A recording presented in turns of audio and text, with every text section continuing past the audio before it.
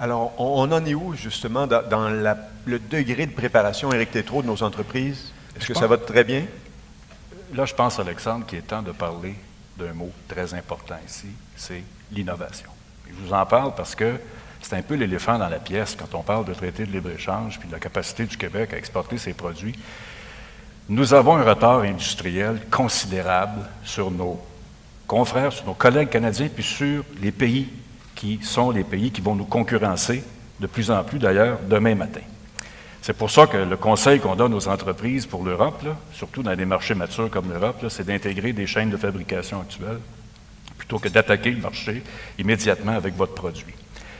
Si le Québec ne change pas dans les 5 à 10 prochaines années son paysage industriel, si on ne devient pas compétitif avec le reste de la planète, il n'y en aura pas d'exportation. On va se faire manger par nos concurrents. Et ça fait 25 ans que ça dure.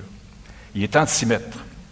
L'innovation, c'est le maître mot. Ce n'est pas aussi sexy que le statut politique du Québec. Je comprends que ce n'est pas un projet de société, là, mais à mon avis, c'est la priorité, à tout le moins en matière économique, c'est que le Québec se lance résolument dans l'innovation. Autrement, comme vous le voyez, là, on n'est pas en position de force pour attaquer un marché comme celui-là. Puis ça va être la même chose avec la Chine, puis ça va être la même chose avec le PTP, là, qui est dans un horizon quelconque, dans un flou quelconque en ce moment. Puis ça va être la même chose aux États-Unis quand ça va être le temps de descendre dans les États du Sud américain, puis que les Mexicains, on va se rendre compte de ça, que les Mexicains sont rendus meilleurs que nous autres. Il faut absolument attaquer ça. On ne parle pas là, de faire plus d'innovation. Là. On parle de devenir parmi les meilleurs dans le monde pour innover.